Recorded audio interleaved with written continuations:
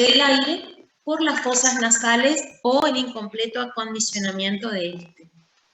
Esto vendría a ser como una insuficiencia ventilatoria nasal cualitativa. Después tenemos también la cuantitativa, es decir, cuando tenemos un déficit o una alteración en la calidad del aire inspirado. Por ejemplo, un aire que tiene alteraciones en la cantidad de oxígeno inspirado, o que no está humidificado, o que no está con la temperatura acorde para ser inhalado. Eso también va a traer como una insuficiencia ventilatoria nasal. Entonces, cuando el paciente tiene esta dificultad del pasaje del aire por las fosas nasales, ese déficit va a hacer que el paciente tenga que suplirlo y respirar por boca. Y tenemos lo que es la respiración bucal, que va a traer una serie de consecuencias y alteraciones a nivel faríngeo. ¿Cuáles son las causas de insuficiencia ventilatoria nasal cualitativa? Tenemos causas que son extrínsecas, es decir, temperaturas extremas, humedad inferior al 30%, la contaminación ambiental, eso es todo lo externo. Después tenemos alteraciones que son intrínsecas, como alteraciones de la mucosa, como la mucoviscidosis, síndrome de Cartagener, la atopía, las distonías neurovegetativas.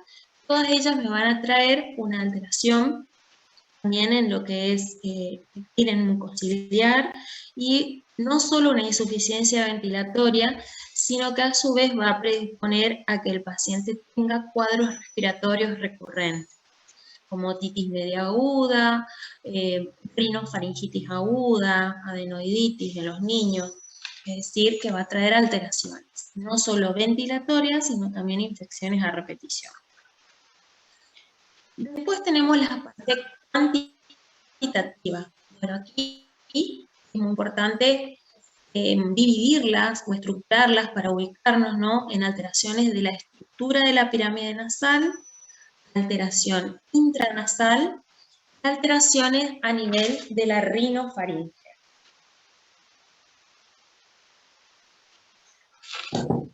Alteraciones a nivel de la estructura de la pirámide nasal, allí tenemos, por ejemplo, las malformaciones, la insuficiencia valvular, los traumatismos del tercio medio de la cara. Esto nos puede llevar, por ejemplo, nariz en silla de montar, nos puede llevar a alteraciones en cuanto a colapso valvular también durante la inspiración, microrritmia, etc.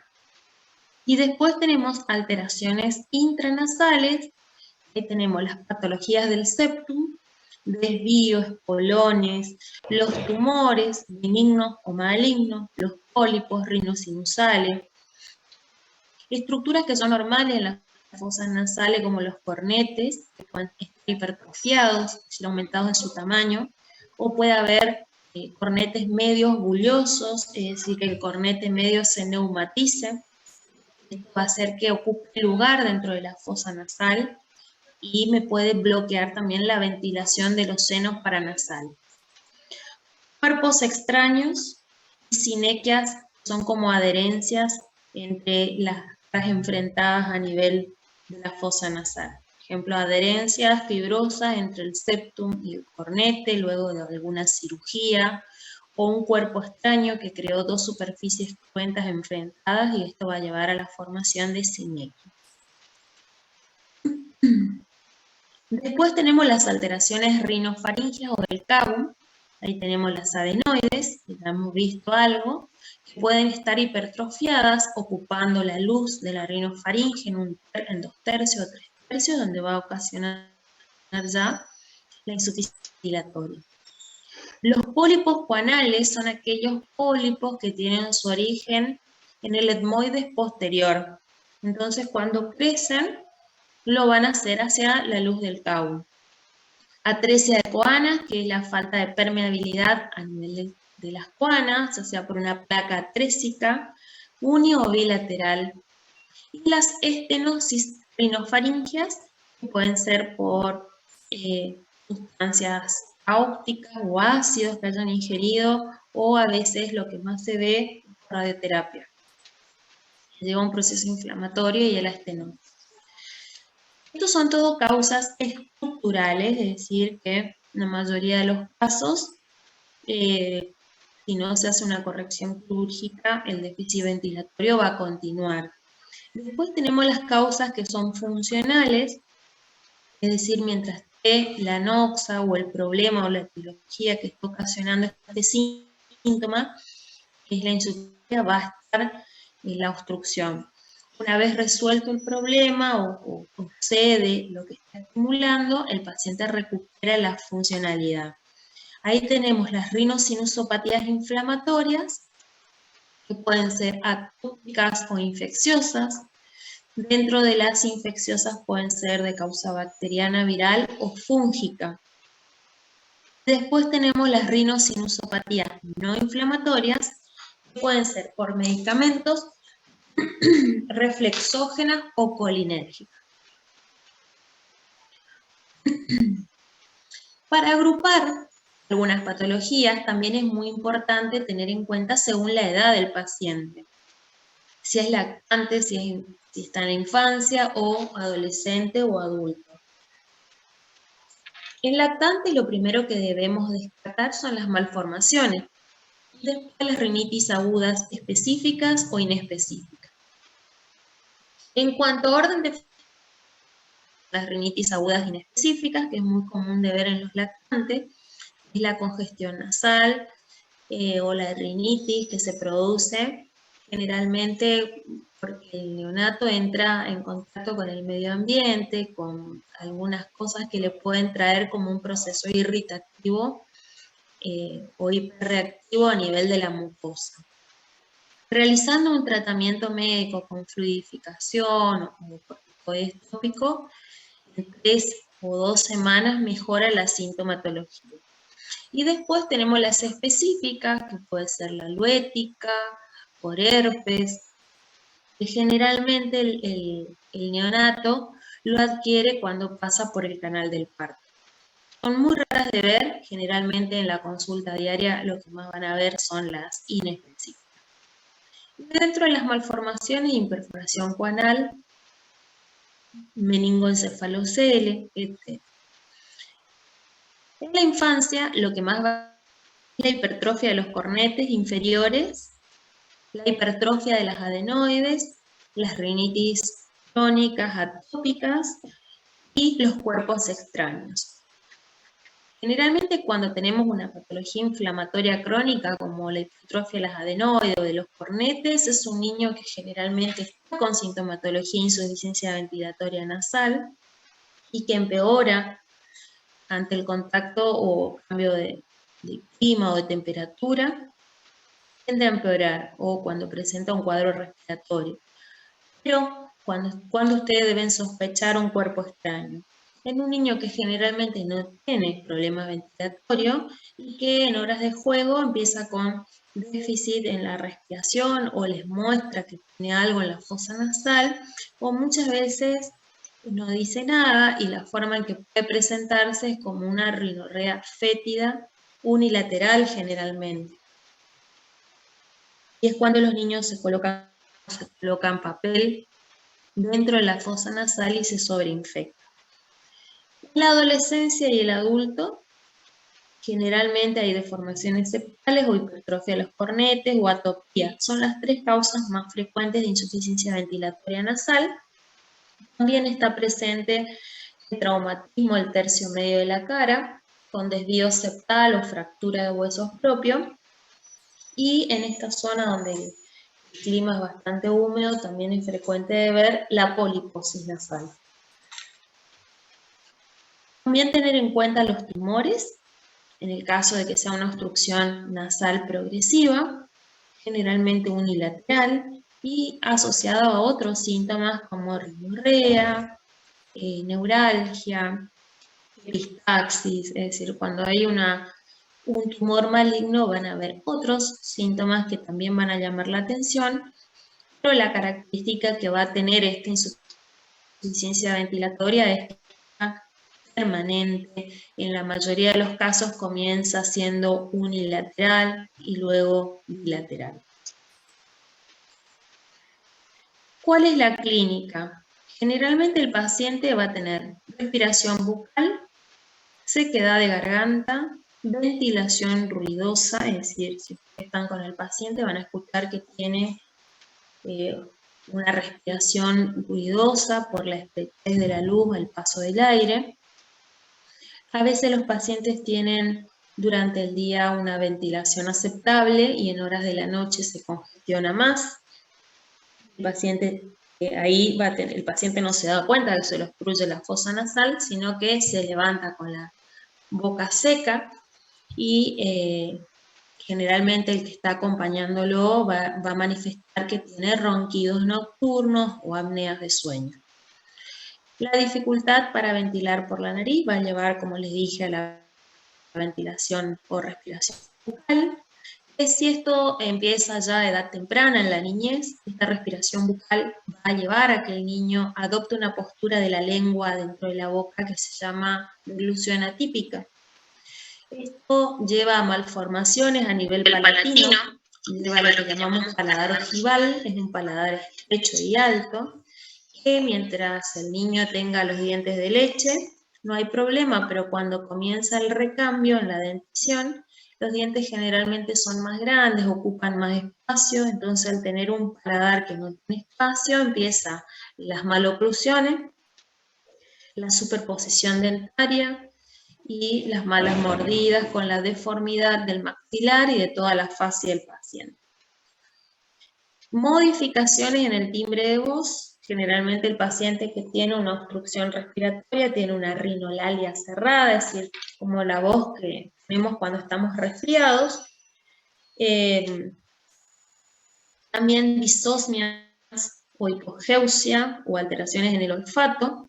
Esto más lo van a ver cuando tenemos algún trastorno olfatorio, como pólipos, por ejemplo, o una rinosinusitis aguda.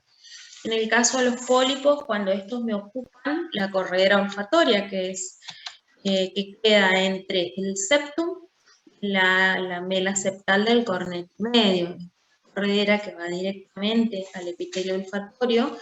Cuando tenemos ocupado por moco, pólipos o algún tipo de tejido de partes blandas, obstruye el pasaje del aire y lleva a la hiposmia o bien anosmia.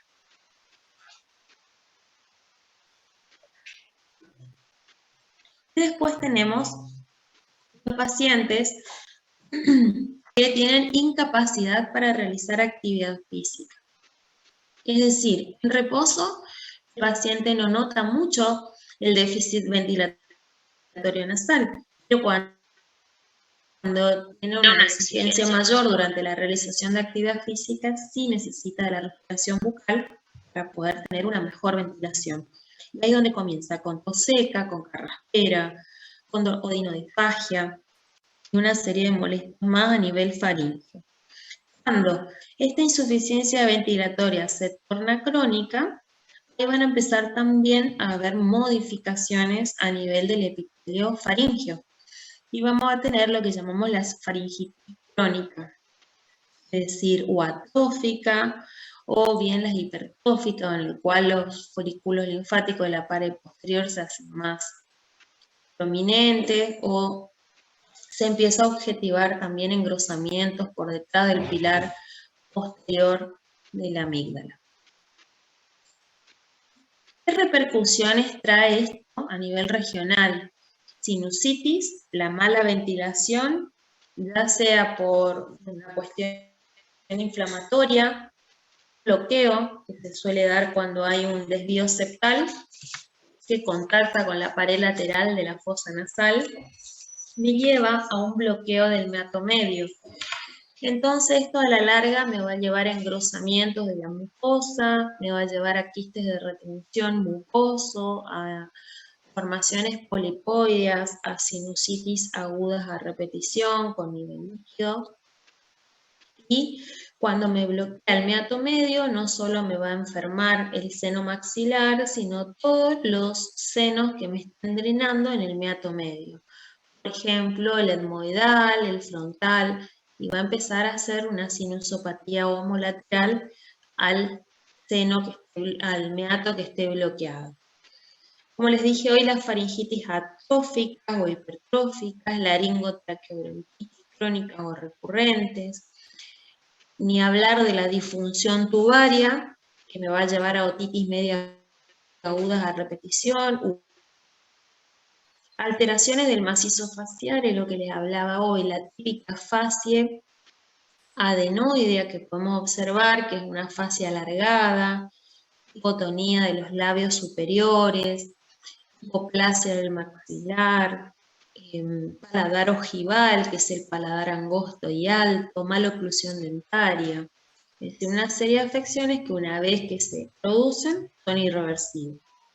Después tenemos trastornos reflejos, por ejemplo, cuando tenemos un contacto turbino septal, generalmente puede ocasionar cefaleas reflejas, y los pacientes que tienen constantemente infecciones a nivel de la rinofaringe, puede también tener una mayor predisposición a broncoespasmos recurrentes, laringoespasmos, etc.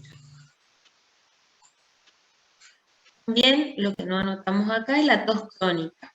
Si el paciente que tiene alguna insuficiencia ventilatoria nasal, ya sea por una rinitis al acostarse y estar en decúbito dorsal, el paciente tiene ese goteo de moco posterior que generalmente le va a ocasionar tos. Es el paciente que se acuesta y empieza con tos seca, que está dada por la irritación que le genera el goteo de moco postnasal.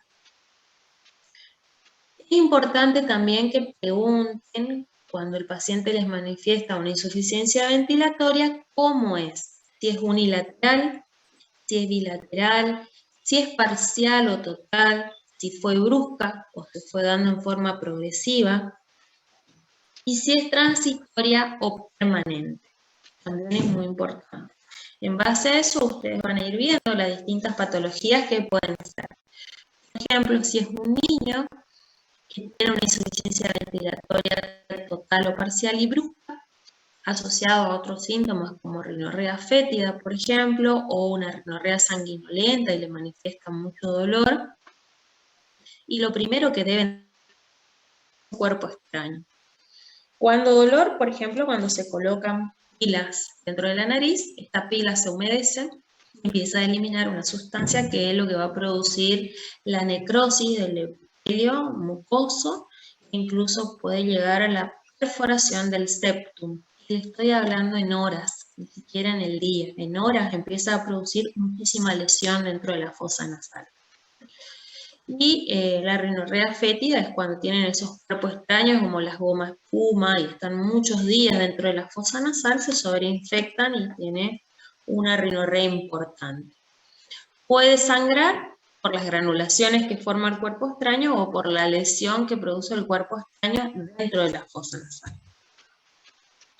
Cuando es progresiva, bueno, un tumor, por ejemplo, asociado a neuralgia, epistaxis, si erosiona algún vaso o la misma mucosa, y es bilateral, permanente, por ejemplo, la hipertrofia de las adenoides en los niños, ¿sí? Entonces asociado a ronquidos, síndrome de apnea y hipopnea de sueño, causas respiratorias, etc.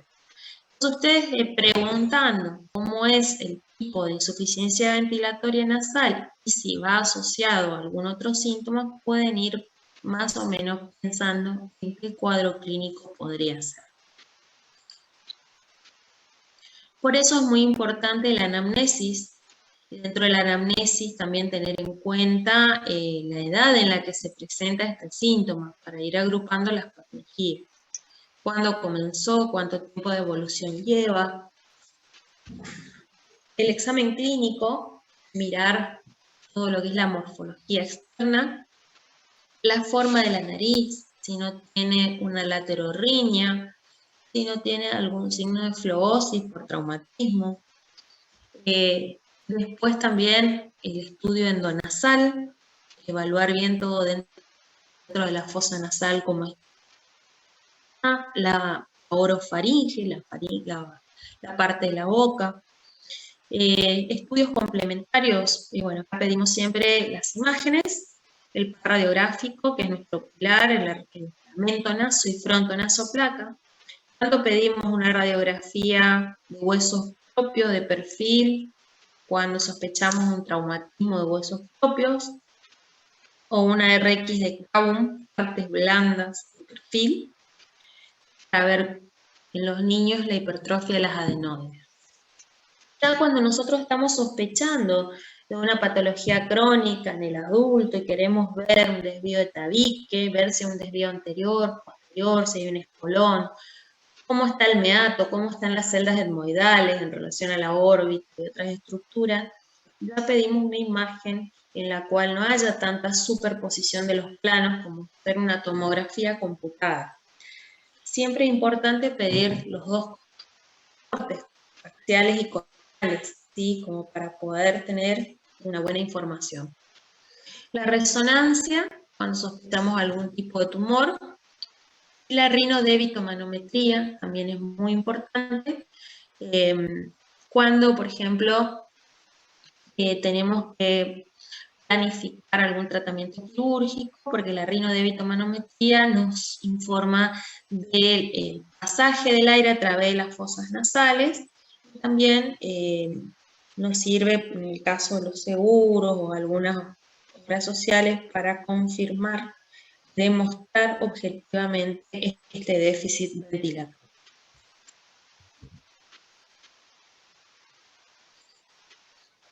Bueno, acá vamos a entrar a ver algunas patologías.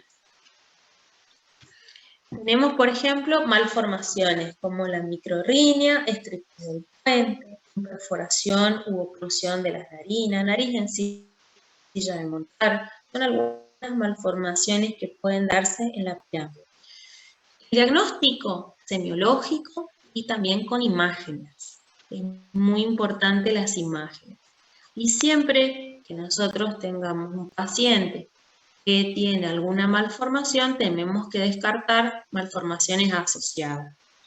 Y si se puede, la corrección es quirúrgica. La insuficiencia valvular, como ustedes ven en la imagen, es el colapso de la válvula nasal externa durante la inspiración. Puede darse por hipoplasia de los elementos condromusculares o iatrogénica, en el caso de los pacientes que se realizan las rinoplastias y en el cual se opera la punta nasal y quedan con un déficit en los elementos condromusculares. El diagnóstico es semiológico, también se puede hacer una rinodébitomanometría, pero acostando al paciente y observando el valvular en la inspiración, se hace el diagnóstico. El tratamiento es quirúrgico. Traumatismo de la pirámide. Acá tenemos la fractura de los huesos propios. Las fracturas pueden ser uni o bilaterales, pueden estar desplazadas o no. Cuando tenemos fractura de huesos propios, van asociadas a desvío septal. Entonces el paciente va a tener también una laterorrinia con desviación del dorso nasal. Después tenemos las fracturas conminutas, cuando son traumatismo frontal con aplastamiento de la nariz. Son generalmente deja el aspecto de nariz de Batracio. Y lo que tenemos que observar bien es si solamente hay un compromiso de los huesos propios o también del piso de la órbita o de la rama montante del maxilar o si incluso algún fragmento de la fractura en el etmoide y hay una epistaxis. También la parte es asociada de los huesos propios, ¿no? En este caso tenemos un paciente con una laterorrinia. Vemos el desvío del dorso nasal. En estos casos el paciente no solo va a necesitar corregir los huesos propios, sino después, más adelante, tal vez una septumplastía o una rinoplastia para corregir esta alteración. En este caso, cuando pedimos una tomografía, cuando tenemos complicaciones en la fractura, como por ejemplo una fractura bilateral de la rama montante del maxilar porque deja una inestabilidad importante en lo que es la pirámide nasal. También pedimos una tomografía computada cuando tenemos una fractura del piso de la órbita. Pedimos una tomografía. Y y en este caso también cuando tenemos un desvío septal importante. ¿Cuál es la clínica de la fractura nasal? Antecedente del traumatismo es muy importante, dolor espontáneo o la presión, porque nosotros cuando tenemos un paciente con una fractura o traumatismo del tercio medio tenemos que ir palpando todo el dorso para ver si hay alguna solución de continuidad, también para valorar si no hay enfisema subcutáneo, ahí logramos objetivar la crepitación del tejido. Pasa cuando los trazos de fractura se incrustan en el etmoides y producen el enfisema. También es importante ver dónde está el dolor, y cuando nosotros palpamos vamos a objetivar el tejido del trazo de fractura, ¿no? Puede haber epistasis, que puede estar dado por extracción de la mucosa, que se produce en todo traumatismo y cede espontáneamente, o puede darse por la ruptura del etmoidal anterior, y ahí el sangrado nasal es bastante, no solo nasal, sino también por la parte de la rinofaringe y sale por boca. Y es una epistaxis que cuesta mucho que ceda y en algunos casos requiere el tratamiento quirúrgico. La insuficiencia ventilatoria nasal se da por varias causas. Ahí tenemos que valorar si es por edema postraumático, que es normal en todo traumatismo de tercio medio, si es por un desvío del septum, que también lo vamos a observar en la rinomicroscopía anterior, o puede darse por un hematoma septal, que tenemos que hacer el diagnóstico inmediato, que se debe drenar dentro de las 24 a 36 horas, porque de lo contrario va a llevar a una perforación del septum por la isquemia que produce, la necrosis y lleva a la perfusión. Después valoramos también la deformidad de la pirámide, como les mostraba hoy, si hay una laterorrhea, si hay un aplastamiento, etc. ¿Cómo hacemos el diagnóstico? Lo hacemos con el antecedente, la anamnesis, el examen clínico, la radiografía, RX de perfil de huesos propios. Podemos pedir una tomografía en el caso de que se necesite observar piso de órbita u otras estructuras en el cual no lo podemos observar en la RX de perfil ni en la mentonazo con mucha definición. Tratamiento analgésico en lo local y reducir la fractura antes de los 7 días, antes que se forme el callo óseo. Taponamiento anterior y férula de yeso si hacemos la reducción de la fractura. Lo podemos hacer previa infiltración con lidocaína en los puntos supra- e infraorbitarios y en la parte de la raíz del dorso, y ahí realizamos la reducción de los trazos de fractura. Podemos hacer un taponamiento anterior para evitar hemorragia en el caso de que el paciente tenga una epistaxis. Y la férula de yeso que siempre se tiende a mover cuando se aflojan las cintas que lo van adhiriendo, y ahí vamos reponiendo, reacomodando, etc. Septumplastia se hace en forma programada con anestesia general.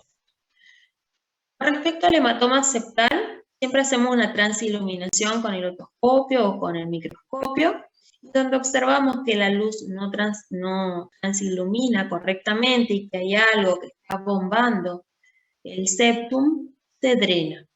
La mayoría de los hematomas de septum son unilaterales y se ubican en la parte anterior entre el cartílago cuadrangular y el mucopericóndrio. Para drenar, colocamos un algodón al 10% y infiltramos también con lidocaína, nos va a servir también para decolar un poco, y hacemos una incisión paralela a la columela con un bisturí 11, y con el mismo aspirador o con una espátula de Fers, decolamos todo el septum del cartílago, drenamos y hacemos un vendaje compresivo, un taponamiento compresivo con gasa, para que no se vuelva a formar el hematoma. Indicamos antibióticos y analgésicos para evitar la sobreinfección. Los desvíos septales pueden producirse por traumatismo de la nariz o del tercio medio de la cara, o bien ya es constitucional y se da por un desarrollo disarmónico de lo que es la fascie con la base de cráneo, el macizo facial y la base de cráneo. Siempre que nosotros tenemos un paciente, póngale que sea un niño o un adolescente, tenemos que esperar que se desarrolle toda la fascia del paciente, que termine el crecimiento facial del paciente para poder llegar a una clínica quirúrgica. Salvo que el paciente tenga una insuficiencia, una apnea del sueño, una mala calidad de vida, se va a resecar lo mínimo indispensable para recuperar la funcionalidad del septum, la funcionalidad nasal, perdón. Luego se esperará que el paciente termine su crecimiento de macizo facial. La clínica va a tener insuficiencia ventilatoria nasal de grado variable, uni o bilateral, permanente y no progresiva. Y el tratamiento será quirúrgico si le ocasiona al paciente un trastorno funcional, o a veces los pacientes también realizan el tratamiento quirúrgico por una cuestión más estética, por la laterorrhina. También tenemos lo que llamamos la luxación del cartílago cuadrangular, cuando el borde anterior del cartílago cuadrangular aparece hacia una de las fosas nasales, y ahí tenemos que evaluar si esto ocasiona insuficiencia ventilatoria nasal o no, y el tratamiento es quirúrgico. Muchas veces esto es bastante sensible, cuando se toca produce dolor o molestia porque tenemos el cartílago que sobresale hacia una de las fosas nasales. Miren en esta imagen, cuando nosotros tenemos un desvío bastante convexo, ¿sí?, es un desvío septal. Cuando es una arista, es decir, que tiene un quiebre, generalmente le llamamos espolón. Entonces, hay veces que tenemos espolones hacia un lado y desvíos hacia el otro. Eso hay que estudiar con imágenes tomográficas todo lo largo y en toda la altura del septum. Acá, por ejemplo, tenemos un espolón septal. Es una tomografía computada, coronal, en el cual vemos cómo tiene un espolón septal a derechas. Cuando el paciente tiene un déficit, o sea, tiene un desvío septal y queda esa fosa nasal muy ventilada y con bastante espacio, el cornete inferior generalmente desarrolla una hipertrofia compensadora de la mucosa. Y ahí tenemos generalmente una hipertrofia del cornete inferior que está tratando de compensar el mayor espacio que deja ese desvío septal. Siempre tenemos que valorar acá el área del ostium de drenaje, las celdas etmoidales, la apófisis Pittagalli. Esta es la corredera olfatoria que les hablaba hoy. Queda entre el septum y la lamela septal de esto, que es el cornete medio. Por acá pasa la corriente olfatoria y estimula el epitelio olfatorio que se ubica acá, a los costados del septum. El piso de la órbita, las celdas etmoidales, cornete medio, valorar todas las estructuras. Este es un corte axial en el cual van a observar cómo hay un desvío septal anterior, ¿sí?, hacia la izquierda y un espolón a la derecha. Por eso vieron que es muy importante tener ambos cortes, porque acá solo, y a la altura del corte, ¿no? Acá solo vemos que hay un espolón, pero nosotros si hacemos los axiales vemos que más adelante tenemos un desvío cartilaginoso anterior a izquierda. En este caso tenemos un paciente que tiene un cornete medio bulloso, un desvío septal, un bloqueo de los meatos medios. Entonces me lleva a un compromiso del seno, o sea, con engrosamiento de la mucosa, con un nivel líquido. Acá también vemos este mismo paciente, pero en un corte coronal, Vemos el desvío septal hacia la derecha, vemos el cornete medio bulloso, ¿sí? Que ocupa espacio, me desplaza el septum y me bloquea el meato medio. Y como al bloquearme el tiempo, me enferma el seno maxilar, también me compromete el etmoides y más adelante también seguramente el frontal.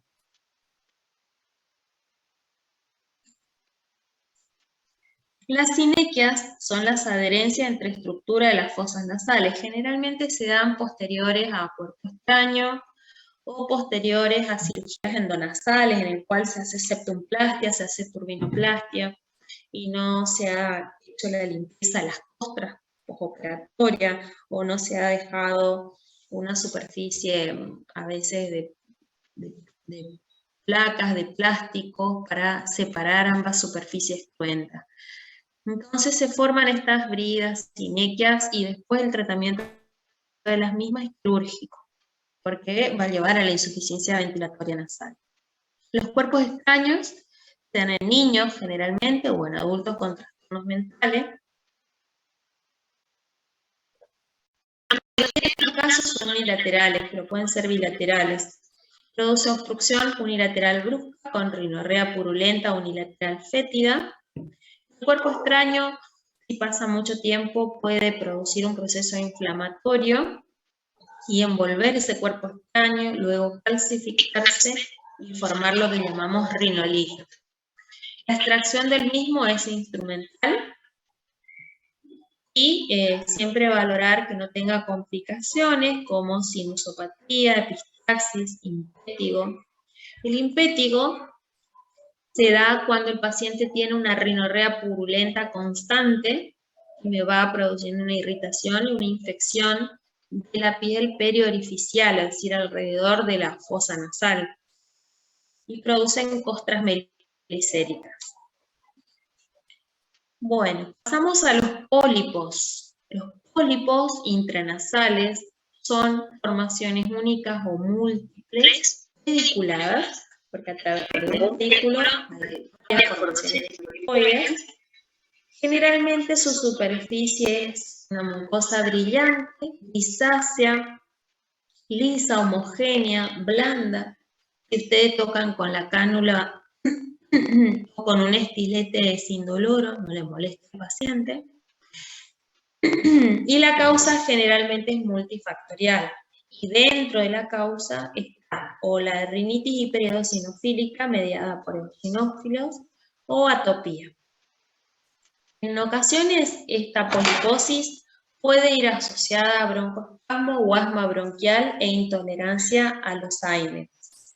Va a producir obstrucción nasal y rinorrea permanente. Los pólipos pueden ubicarse en toda la fosa nasal, originarse en los etmoides y generar una poliposis etmoidal o nasoetmoidal, que es la más frecuente, y en su crecimiento ocupar ambas fosas nasales y la totalidad de los senos paranasales.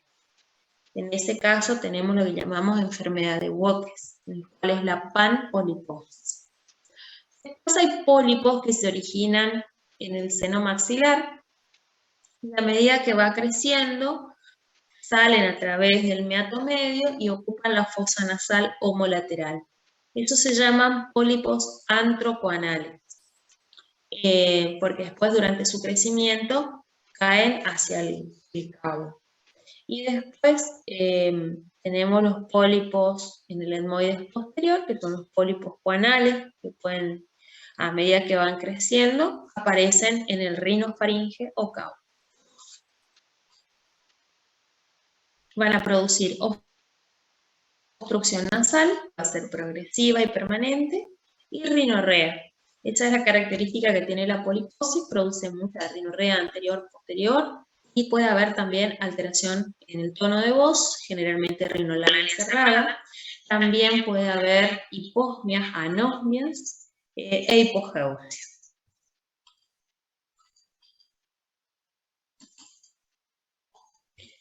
Esta es la imagen fibroscópica de un pólipo. Miren cómo es la superficie. Es muy típica esta imagen.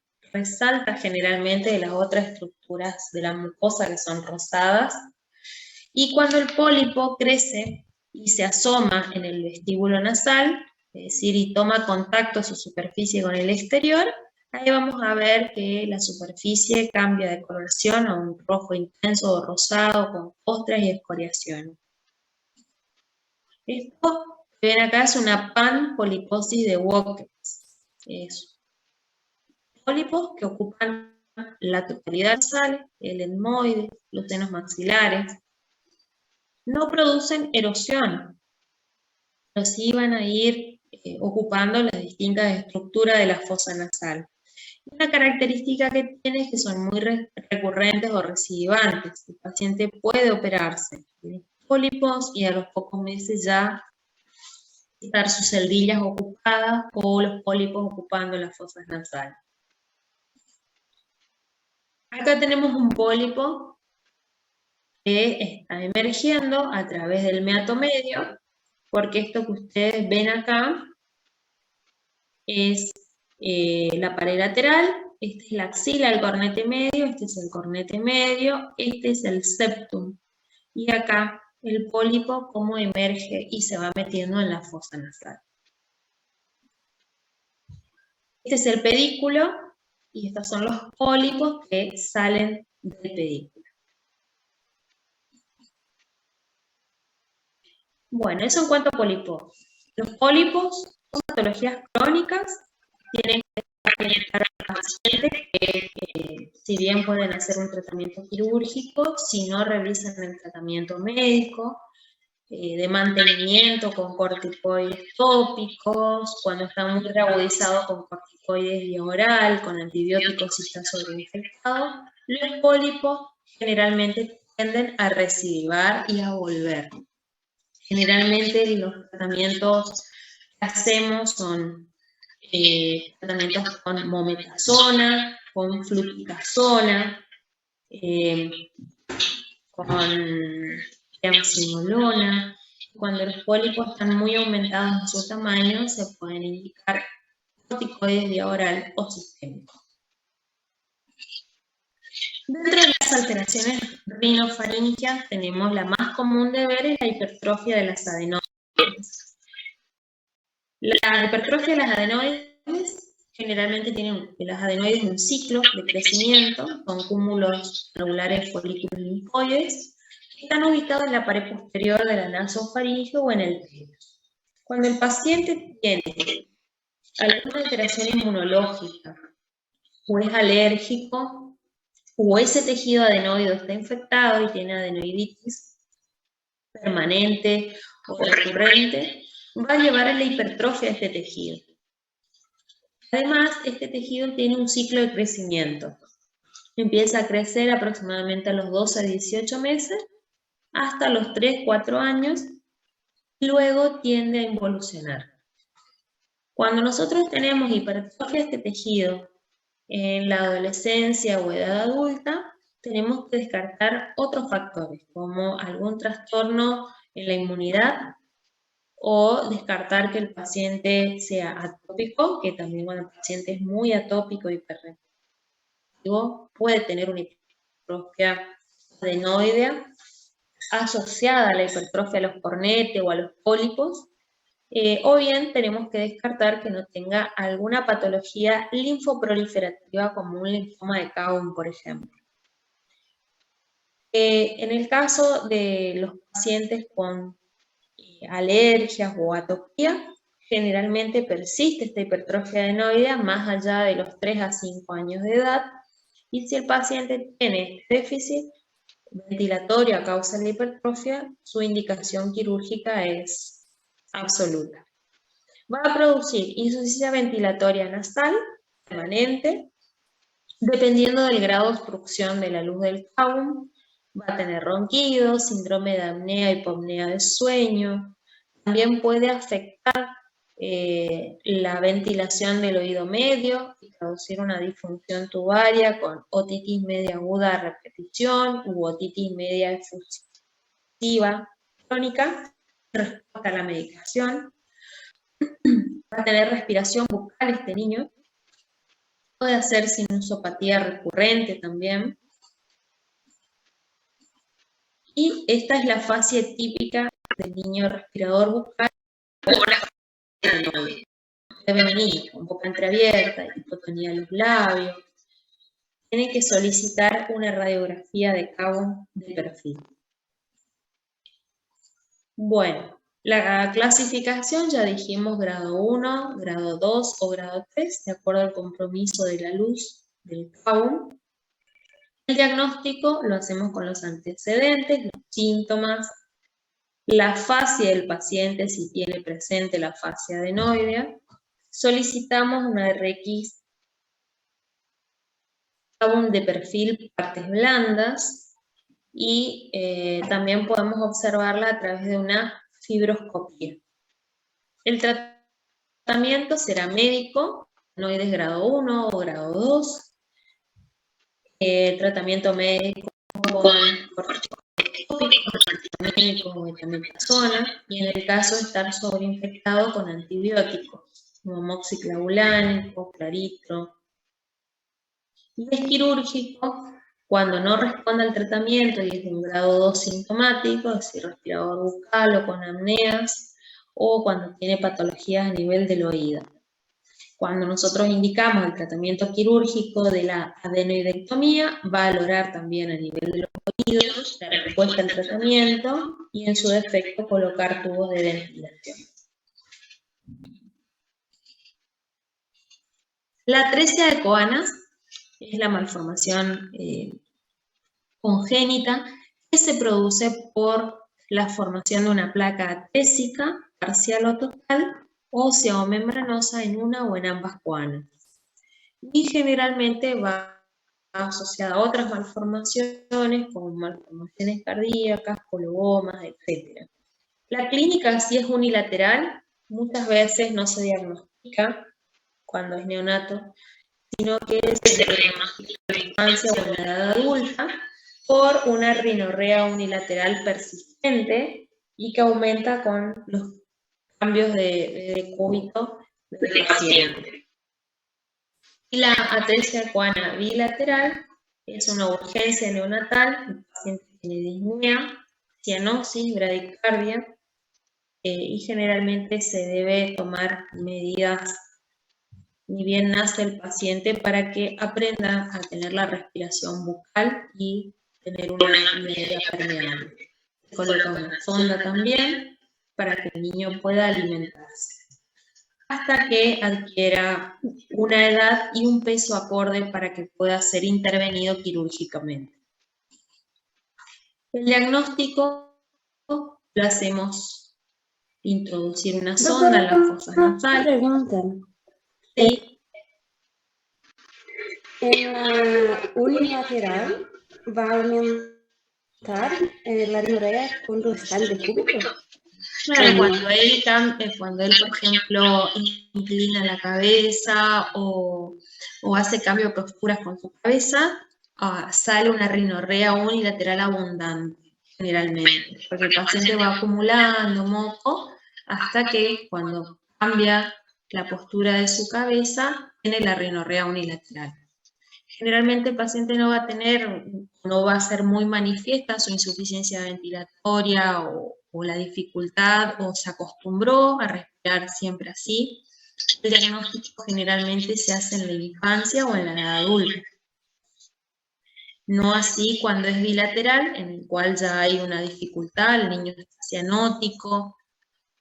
Siempre que tengas un neonato con un trastorno ventilatorio, como le digo, lo primero que tienen que descartar es malformaciones. ¿Cómo? Bueno, valorar con un fibroscopio si tienen alcance, o colocar alguna sustancia colorante y ver si la obtienen a través de las coanas en la orofaringe, o colocar una sondita, que tampoco es muy fidedigno porque puedes tener un desvío septal posterior o una hipertrofia corneta y la sonda enroscarse en la parte posterior y no poder tomarla a nivel de la orofaringe, o ya sedar tu paciente y hacer una tomografía computada para tener una mejor valoración. En el caso de que sea bastante sintomático, tenga respiración ruidosa, congestión, o sea una urgencia neonatológica que vos tengas que diagnosticar.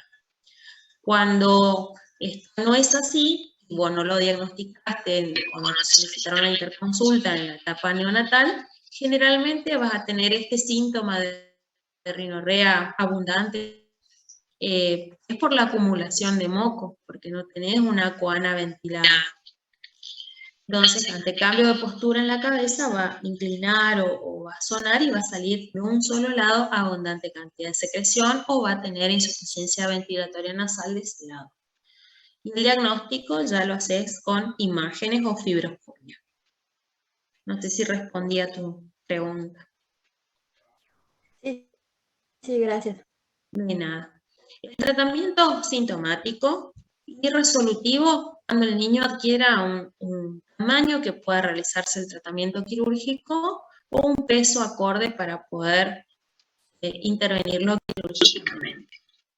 Las abordaje van a ser endonasales o transpalatinas, de acuerdo al pasaje que puedas tener por fosa nasal.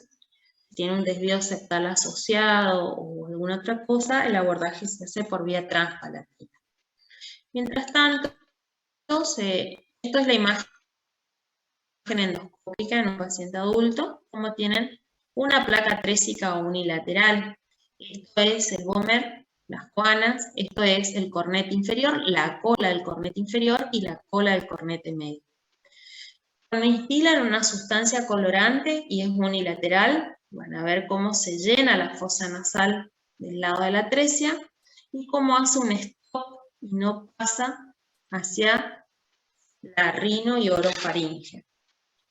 También pueden colocar azul de metileno o pueden colocar fluoresceína y ver si aparece también en la fosa nasal, lo miran en forma directa. O como les decía, una K30 o una K33, lo que pasa si tenemos un cornete hipertrofiado o tenemos un desvío septal, la sonda por ahí no pasa, como es muy finita, se puede enroscar dentro de la fosa nasal y nosotros pensar que tiene en realidad una obstrucción y es una hipertrofia de la cola de los cornetes, por ejemplo. Lo ideal para el diagnóstico es una fibroscopia o la realización de una tomografía computada que en los niños se debe hacer bajo sedación. Este es el chupete de McGovern, que se utiliza, tiene un orificio para que el niño empiece a respirar por boca y para la alimentación se coloca una sonda hasta que el niño pueda deglutir y pueda coordinar, hasta que adquiera una edad y un tamaño que pueda realizarse su tratamiento quirúrgico. Bastante raro de ver una atresia de coanas. Generalmente es mucho más frecuente un meningoencefalocele o alguna otra alteración, una laringomalacia o alguna alteración a nivel de coana. Dentro de las patologías que hemos nombrado, van a ver con mayor frecuencia todo lo que son las patologías como por ejemplo inflamatoria. En los niños, como les decía, lactante, lo común de ver es la rinitis inespecífica. En el niño, las rinitis crónicas atópicas que llevan a la hipertrofia de los cornetes inferiores o la hipertrofia de las adenoides. También los cuerpos extraños, que es habitual de ver, no frecuente, pero lo podemos ver. En el adulto lo que va a predominar es las estructurales, como los desvíos septales y la hipertrofia de los cornetes inferiores. Va a llevar a insuficiencia respiratoria, va a llevar también a cuadros de insuficiencias frecuentes, agudas o crónicas. También los pólipos es algo que también van a ver y es una de las patologías más recurrentes, recidivantes y crónicas, que inclusive a pesar del tratamiento quirúrgico vuelve a formar los pólipos y hay que seguir haciendo el seguimiento de su paciente durante toda la vida, ¿no? Bueno, no sé si les quedó alguna pregunta de este teórico. El teórico es más bien un síntoma de la insuficiencia ventilatoria lo que le va a abarcar varios temas. Entre ellos la parte traumatismo, la rinitis, rinosinusitis, hipertrofia adenoides, etc. Entonces, es un síntoma que le involucra varias patologías y es como ir analizando e ir asociando a otros síntomas para llegar al diagnóstico de acuerdo al grupo etario que van a afectar. No sé si les quedó alguna pregunta o pasamos a epistaxis. Ustedes me dicen. Pode passar a hacer outro. Bueno, listo, ahí pasamos entonces.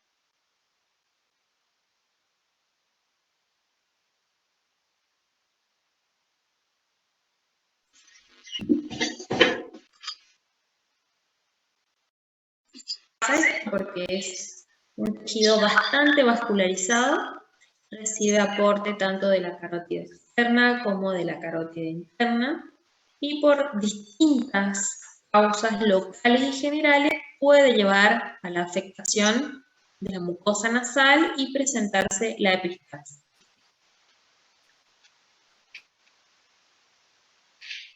Esto lo vamos a ver ahora en un gráfico de las distintas irrigación que tiene la fosa nasal. La carótida externa, a través de una de sus ramas terminales, la maxilar, va a ingresar por la pared lateral de la fosa nasal a través del foramen efenopalatino y nos va a dar la arteria efenopalatina, que puede ingresar como arteria efenopalatina o ya dividida en sus dos ramas terminales, nasosal y nasal lateral posterior. Va a irrigar todo lo que es la pared lateral de la fosa nasal y todo lo que es el septum. Después tenemos adelante la arteria facial, va a ingresar la arteria del subtabique por el piso y me va a irrigar todo el piso de la fosa nasal y parte del septum, la región anteroinferior que se llama área equiescefálica. Y la carótida interna a través de la oftálmica, la etmoidal anterior y posterior, que va al pecho y nos va a irrigar todo lo que es el septum y pecho de fosas nasales. Tenemos el área de Kieselbach, que es el lugar donde con mayor frecuencia se producen las epistaxis.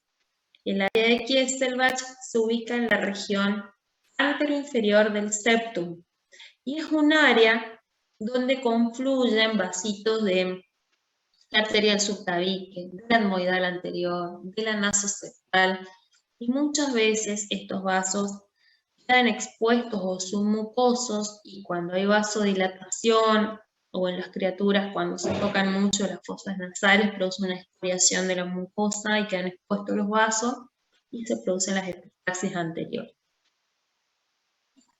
El lugar donde con mayor frecuencia se produce. Acá tenemos un corte de cadavérico en el cual van a ver el número 1, batido hacia arriba, para que nosotros podamos observar la nasal. Esto es la parte anterior, esta es la narina, esto vendría a ser el seno frontal, el piso de la fosa nasal, lo que ven acá es la arteria del subtabique, en rojo.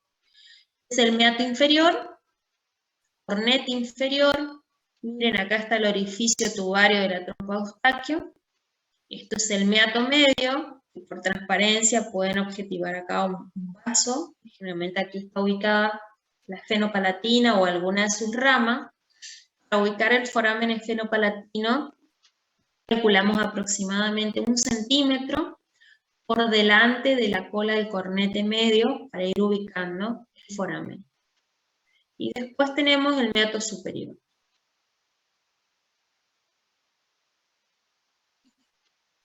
Este es el gráfico que les muestra bastante bien cómo viene la arteria carótida externa y se mete la fosa pterigopalatina y me va a dar la maxilar interna.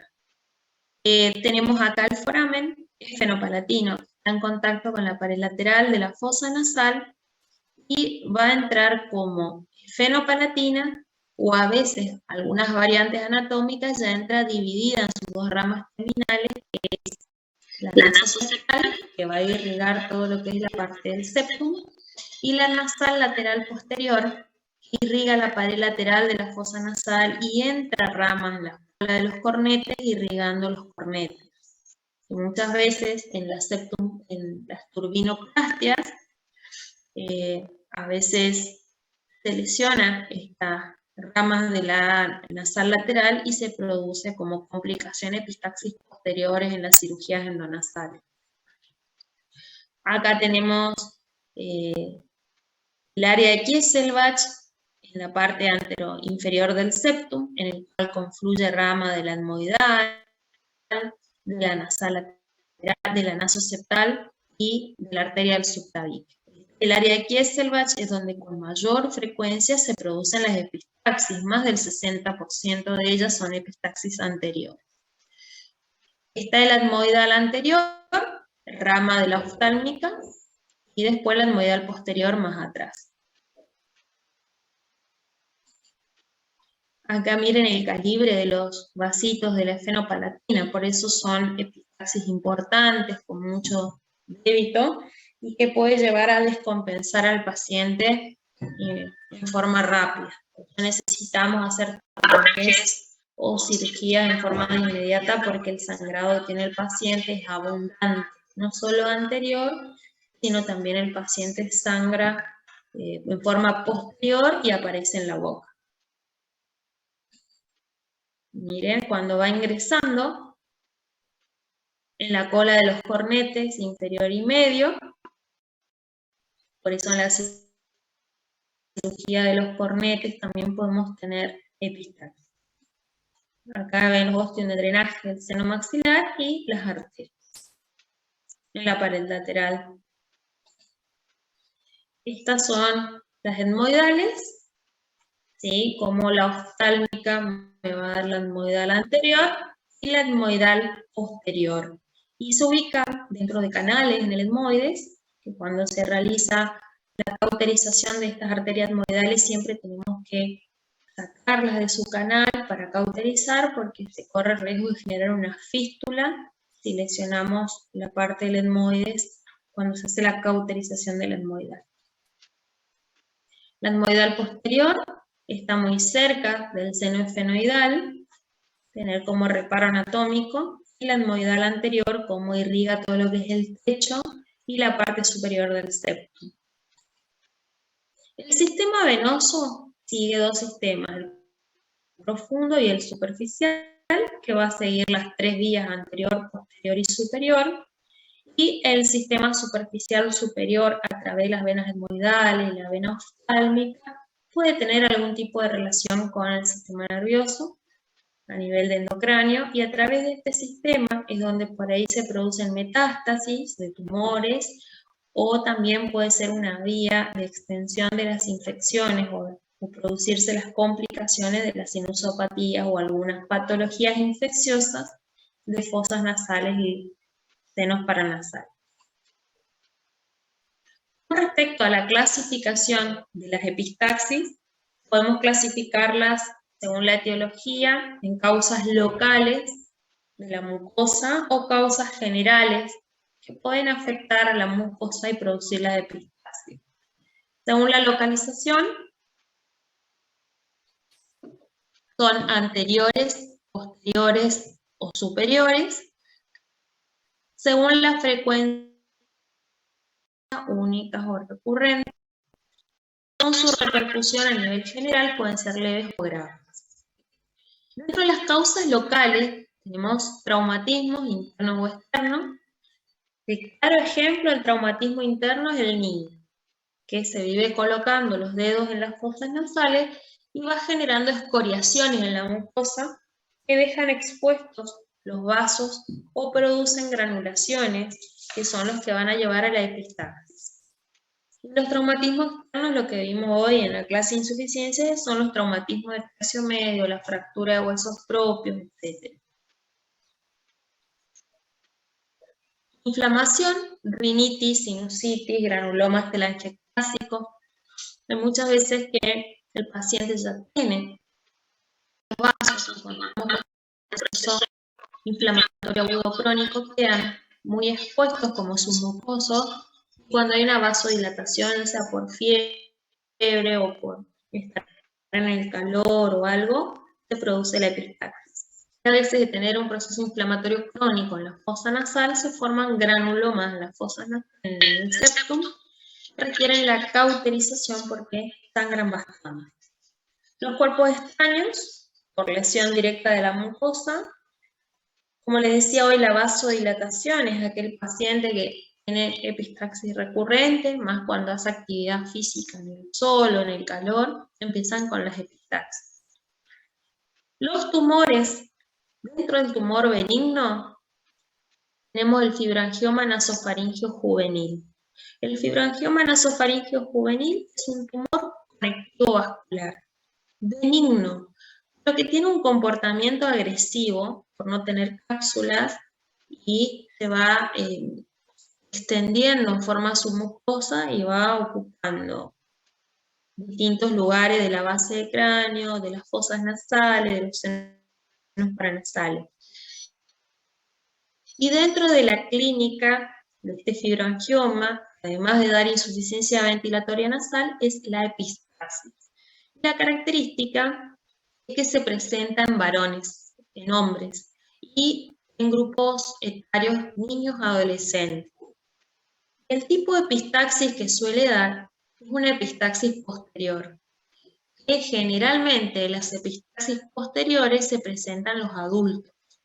Cuando tenemos un niño o un adolescente que tiene una epistaxis posterior, tenemos que buscar tumor. Más si se da en forma reiterativa, es decir, va teniendo episodios recurrentes de epistaxis asociados a insuficiencia ventilatoria nasal. Sí o sí, tenemos que hacer imágenes o realizar una fibroscopía para llegar al diagnóstico, porque es un tumor que generalmente es rinofaríngeo, se ubica en el vacío efenoides, o en el niño se ubica en el foramen esfenopalatino.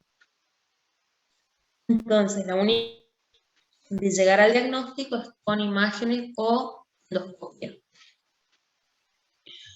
Dentro de los tumores malignos, generalmente se da por erosión, ya sea una arteria, un vaso o algo, y tiene otros síntomas además de epistaxis.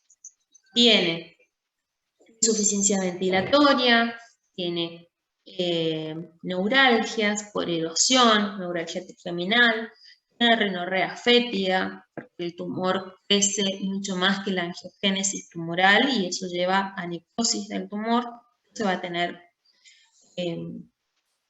rinorrea fétida, y son cosas que nos va a llamar la atención y vamos a solicitar imágenes para llegar a un diagnóstico. Y en algunos casos invade estructuras vecinas como la órbita y podemos tener también esoftalmo, parálisis de los rectos, etc. Después tenemos la epistaxis quirúrgica, que como les decía hoy, o sea, a veces se lesiona ramas en su ingreso al cornete, o se está haciendo la hematotomía media, se puede producir la lesión de la esfenopalatina, o alguna complicación o poliposis, y puede producirse la epistaxis postquirúrgica. Y después las enfermedades específicas como leishmaniasis, sífilis, lepra, micosis profunda, erosión, inclusive también las vasculitis. En el caso de la lepra o la leishmaniasis producen perforaciones septales, y cuando tenemos una perforación septal se produce una alteración en la corriente ventilatoria y genera daño en la mucosa, genera costras. Al desprenderse van a generar epistaxis que van a ser recurrentes.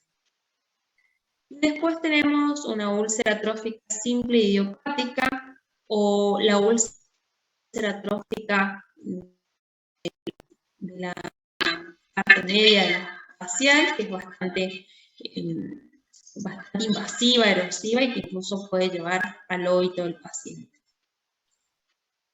Acá tenemos, por ejemplo, la perforación septal. La perfo septal puede ser por traumatismo, puede ser por la formación de un hematoma que no ha sido drenado, puede ser postquirúrgica, por una complicación de una septomplastia, puede ser por la utilización también de medicamentos vasoconstrictores en forma crónica, como las gotitas con nafasolina, por ejemplo. También, cuando tenemos esto, debemos descartar que no sea un carcinoma septal y tomar biopsia de los bordes que no estén comprometidos, que no estén infectados, que no estén con costras. Puede ser una vasculitis, puede ser un paciente adicto a sustancias como inhalar cocaína, puede llevar a la pasión septal también. Es decir, debemos llegar a un diagnóstico de esta perforación. Y uno de los síntomas que está en la clínica es la epistaxis, porque como tiene la corriente turbinal y choca el aire y no tiene una corriente turbinal, produce lesión de alrededor de la perfo, donde va a producir costras de moco que al desprenderse va a sangrar. Entonces, cuando tenemos una epistaxis y tenemos una respiración ruidosa, a veces silba la nariz cuando respira el paciente, debemos valorar bien si no hay una perforación septal. Son muy difíciles de cerrarla quirúrgicamente, de que prenda el injerto, y son la verdadera complicación para la vida diaria del paciente, por la generación de costras. Tiene que constantemente estar lavando con soluciones hipertónicas y colocar cremas con antibióticos, con betametasona para reducir la cantidad de costras. El hematoma septal, que ya hablamos, y hay algunos tumores: angiofibroma, papiloma invertido, carcinoma de Kaun, adenocarcinoma, melanoma, el espesioneuroblastoma, que es el tumor maligno de las células olfatorias, los linfomas. Es decir, el diagnóstico lo da la anatomía patológica, y bueno, algunos tumores como el fibroangioma no se pueden biopsiar, sino que se hace el estudio anatomopatológico de la pieza de exéresis quirúrgica. Pero bueno, siempre valorar la invasión, las características, si hay signos de lesión, y si se puede realizar la toma de biopsia, es lo ideal para llegar a un diagnóstico. Siempre que tengamos erosión o solución de continuidad entre, por ejemplo, la fosa nasal y la boca, una fístula oroanal, o ocupando otras áreas de la órbita, por ejemplo, estamos en presencia de un tumor maligno. Esto es un adenocarcinoma de fosas nasales y senos paranasales. Ustedes saben que los tumores se dividen en los tumores de la supraestructura y de la infraestructura. Los de la supraestructura tienen peor pronóstico. Suprainfraestructura se traza una línea que divide, una línea diagonal que va a dividir toda la parte superficial, la parte superexterna de la interna. Y son de mejor pronóstico los de la infraestructura. Generalmente los de la supraestructura invaden órbita, invaden base de cráneo, invaden el seno esfenoidal, que es un seno paranasal que está cerca de la base de cráneo. Cuando tenemos signos de erosión como esto, que me invade la órbita, me infiltra los rectos, me produce exoftalmo, fosa nasal contralateral, fosa infratemporal, tenemos la presencia de un tumor maligno. Este es un espesioneuroblastoma que tiende a producir hipertelorismo, una separación de los globos oculares, y acá tenemos un tumor de la infraestructura o infraexterno que me empieza a invadir todo lo que es la parte de la cavidad oral, etc. Esta imagen que ven aquí es un papiloma invertido. El papiloma invertido es un tumor epitelial, es bastante recurrente, generalmente puede tener focos de atipía dentro del tejido epitelial, por eso se va a hacer un buen estudio anatomopatológico. Esto es un fibroangioma nasofaríngeo, ven cómo se ubica en la rinofaringe, Generalmente es un tumor conectivo, surcado por vasos, y de acuerdo al porcentaje de vasos que forman el tumor o el diámetro de los vasos, va a ser la coloración que tenga el tumor, desde un rosado pálido, un rojo vinoso o violáceo.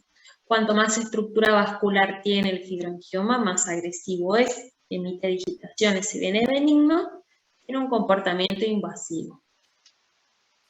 Dentro de la clínica tiene la epistaxis, la insuficiencia ventilatoria, y como se ubica en la rinofaringe, puede también comprimir el orificio tubario de la trompa. Hay otra perforación septal. Dentro de las causas generales tenemos las enfermedades febriles, la hipertensión, que es la causa más común de epistaxis posteriores. Son los pacientes que hacen crisis hipertensiva, o que no toman la medicación, o no está regulada su presión, o que tienen valores muy alterados de la TA, va a cuadro de epistaxis posteriores. También se ve mucho en las vasculopatías, ya sea por toma de anticoagulantes, por trastornos en la coagulación, por púrpuras o leucemias en su etapa de aplasia de médula, en la cual se afecta la coagulación. Esta patología se llama enfermedad de Rendueus-Leweber, una alteración genética en la cual tenemos una afección a nivel de la unión capilar arteriovenosa, en la cual se produce dilataciones de estas uniones arteriovenosas, no solo en las fosas nasales, sino también en los labios, en la lengua, en la retina, en el sistema digestivo. Y lo que va a ocasionar en el paciente es una epistaxis crónica, que me va a alterar la calidad de vida del paciente.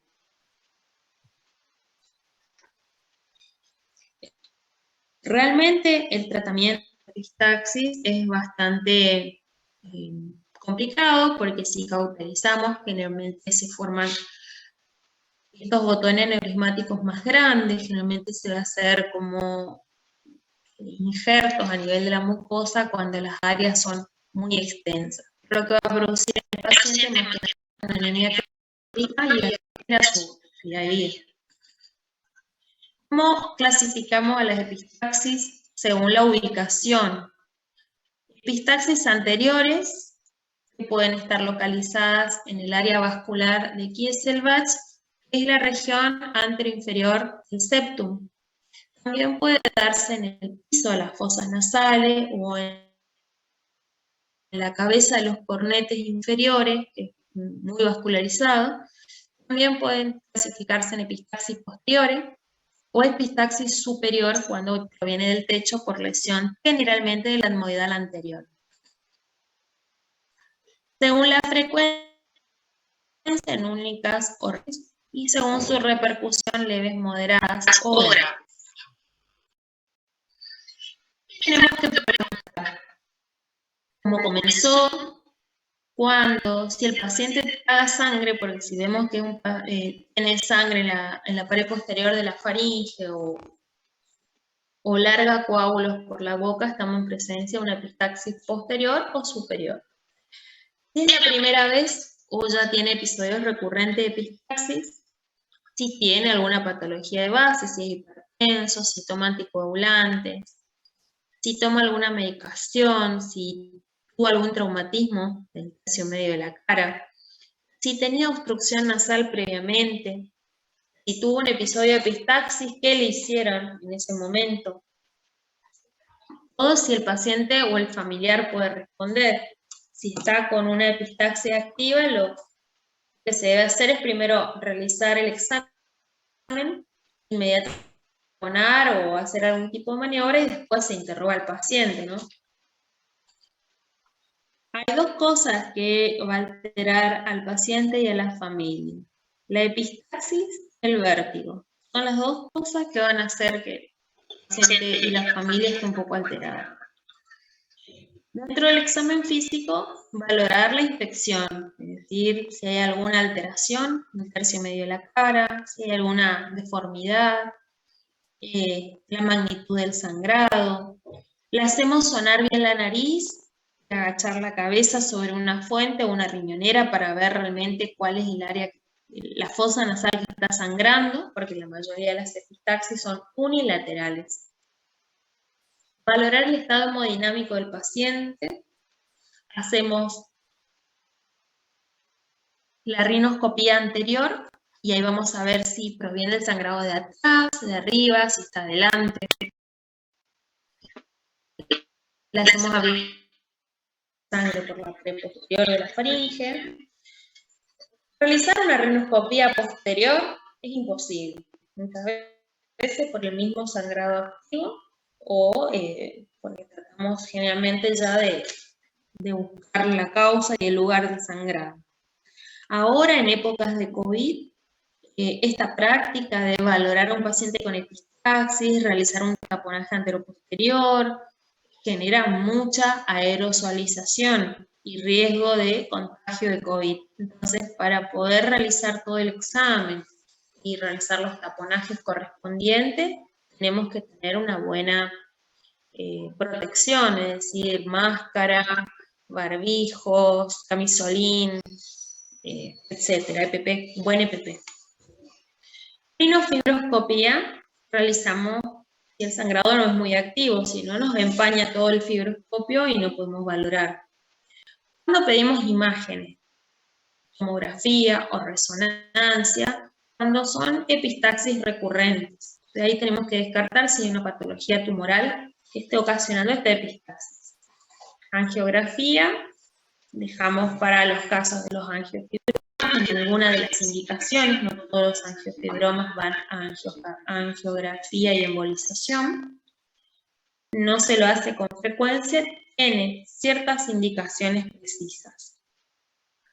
Laboratorio sí, pues de laboratorio vamos a solicitar para valorar el hematocrito del paciente, la coagulación y grupo y factor si es que hay necesidad de realizar una transfusión de sangre. O necesitamos que entre a quirófano para la cauterización, pedimos un laboratorio de rutina completo. Tenemos que realizar el diagnóstico diferencial de hemoptisis y hematemesis, ¿sí? De las epistaxis. Muchas epistaxis posteriores, el paciente traga sangre y llega un momento que vomita todo el coágulo y la sangre queda diluida. Y allí tenemos que hacer el diagnóstico diferencial de hematemesis. También con las varices de la base de la lengua, que en muchas ocasiones se rompen y pueden producir sangrado por boca o por fosa nasal. La evolución y el pronóstico dependerá de la etiología. Si nosotros tenemos una epistaxis anterior por una excoriación, cauterizamos o hacemos un taponaje compresivo y el problema se soluciona, pero si tenemos una epistaxis posterior, ya viene sangrando hace varios días el paciente, es un débito muy alto, es un pronóstico reservado y tenemos que tratar de taponar y tratar de cohibir la hemorragia. Y muchas veces el taponaje puede estar muy bien, puede estar bien ubicado, pero el paciente la presión no se la controla bien por causas propias del paciente, ¿no? Hace crisis hipertensiva, se mantiene en un valor alto y va a tardar mucho el paciente en responder al taponaje o no responderá. El tratamiento médico es en cuanto a corregir lo que ha desencadenado la epistaxis, ¿sí? Si es una crisis hipertensiva, tratar de mantener en un valor aceptable la presión del paciente. Si es un trastorno de la coagulación, tratar de corregir el RIN del paciente. Y después es muy importante lo instrumental, es decir, las cosas que realicemos para tratar de cohibir la hemorragia. En lo que son las epistaxis anteriores, siempre tratamos de cauterizar el área de sangrado o taponar. Dentro de las cauterizaciones tenemos con sustancias químicas y con galvanocauterio o calor. Con sustancias químicas nitrato de plata o ácido tricloracético, usamos generalmente niños, en el cual el débito no es tan alto, porque si tenemos un paciente que tiene un alto débito y por más que aspiremos, tratamos de cauterizar con el nitrato de plata, se vuelve imposible. Tenemos que generalmente hacer con galvano cauterio. Previa a la colocación del nitrato o el ácido tricloracético, colocamos un algodón con un poquito de adrenalina diluida o pinefrina, más lidocaína al 10%. Y allí colocamos la bolita de nitrato que lo armamos en una punta y topicamos el área de sangrado. O el ácido tricloracético que ya viene diluido.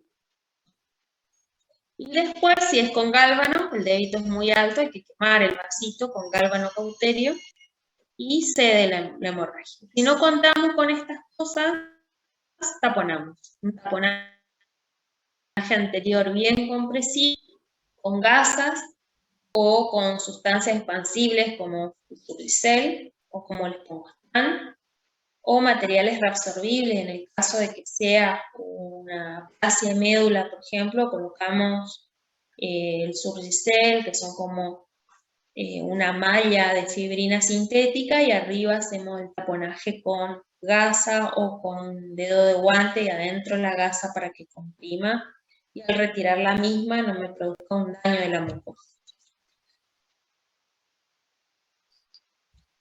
¿Cuánto tiempo dejamos el taponaje anterior? Generalmente 72 horas. Y con que el taponaje retiene moco, la sangre y puede sobreinfectarse. Cuando nosotros vamos a hacer un taponaje antero-posterior, generalmente antes de comenzar el procedimiento, buscamos los elementos que vamos a utilizar, más si estamos solos en el consultorio o la guardia. Una vez que empezamos el procedimiento ya nos ensuciamos bastante con la sangre del paciente y ya se complica. Entonces tratamos de tener una sonda doble balón, que es la que están viendo acá abajo, o una Foley, 16, 18, probamos que el balón no esté pintado, una mano izquierda bayoneta o sin diente, una culequilla, un hilo para atar, hacer un lino 30 o un lino 60, para atar la gasa, una gasa, agua y un buen frontoluz. La epistaxis posterior hacemos taponaje anteroposterior con sonda doble balón, con Foley o con gasa. Con gasa generalmente ya no lo utilizamos más, es un taponaje con gasa posterior y anterior. Y las complicaciones que pueden tener es sinusitis, otitis, celulitis orbitaria, hipoxia, hipercamia, depresión respiratoria. El paciente generalmente que se le realiza un taponaje anteroposterior, le indicamos la internación. Vamos haciendo los controles clínicos, le solicitamos la interconsulta con el servicio de clínica médica. Generalmente son pacientes que tienen patologías de base como hipertenso, algunos son alcohólicos, con cirrosis, algunos tienen trastorno de la coagulación, algunos toman anticoagulantes porque tienen una cardiopatía de base. Son pacientes generalmente con patologías comórbidas. Entonces necesitamos internar, en primer lugar, porque hay que controlar este tapón. Algunas veces el taponaje no queda bien fijo, y este balón que se ubica en la parte posterior cae y puede producir un el paciente debe quedar internado hasta la extracción del taponaje. Este taponaje generalmente lo dejamos 5 días en las fosas nasales. ¿Cómo colocamos? Tratamos de colocar por el piso de la fosa nasal hasta obtener la punta de la Foley, que lo vamos a observar cuando deprimimos y abrimos la boca y deprimimos la lengua. La punta de la Foley va a quedar atrás. Tratamos de que no quede muy abajo, porque nos va a dar muchos reflejos nauseosos. Levantamos un poquito la Foley que quede arriba y insuflamos con 7 a 8 centímetros de agua. La totalidad de agua que vamos a usar va a ser entre 13, 14 o 12, dependiendo del tamaño de la fosa nasal, centímetros de agua. Y en primer momento insuflamos 8 para poder tirar de la Foley y que quede anclado en la parte posterior. Si inflamos poco, cuando tiramos de la Foley va a salir por la nariz del paciente. Y es que vemos que abomba el paladar, que deja de sangrar, que no quedó muy bajo, va a seguir sangrando por adelante, terminamos de insuflar la cantidad requerida. Y ahí empezamos a colocar la gasa alrededor de la Foley, obturando toda la fosa nasal. Y el excedente de la venda que nos queda, envolvemos alrededor de la Foley y lo atamos o lo fijamos con un hilo lino 30 o lino 60. Recién ahí nosotros largamos la Foley, que siempre la mantenemos estirando.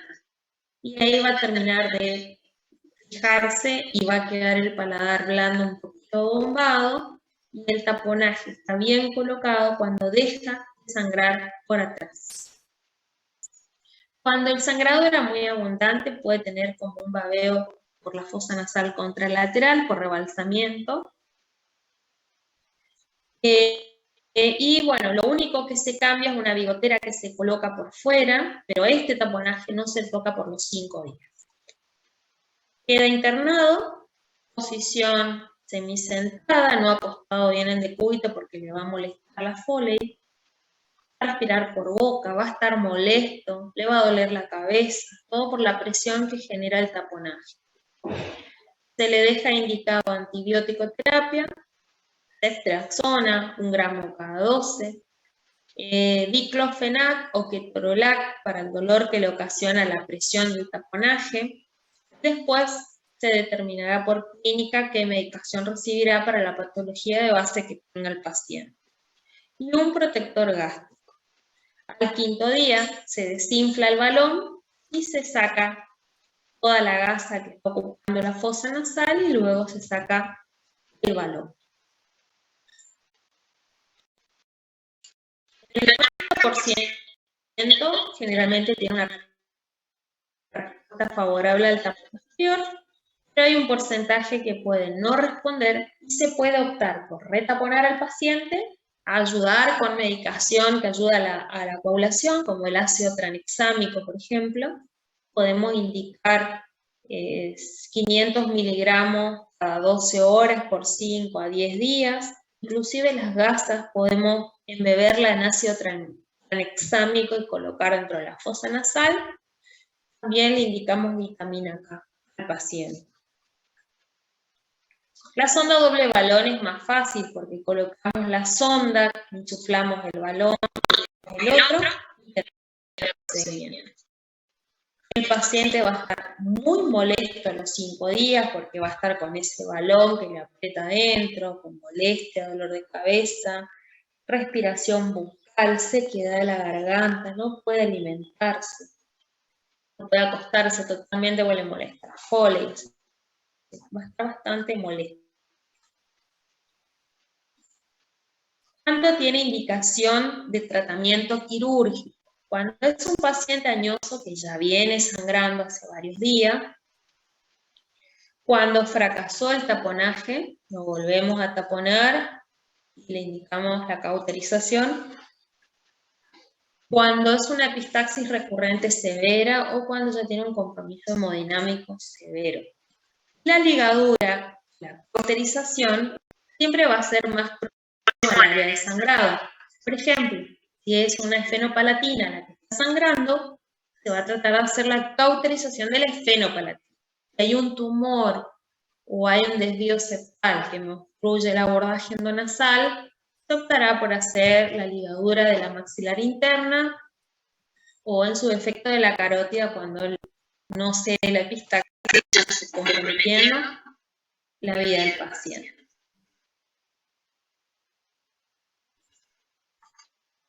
Tenemos distintas técnicas de electrocoagulación endonasal de la esfenopalatina, de la hemoidal, ligadura de la maxilar vía transantral, que incide a través del seno maxilar y cabo del Luc, de la arteria etmoidal por vía externa, que es a través del ángulo interno del ojo antes que ingrese en el techo de la fosa nasal, o ligadura de la carótida externa. Son las distintas técnicas para las epistaxis.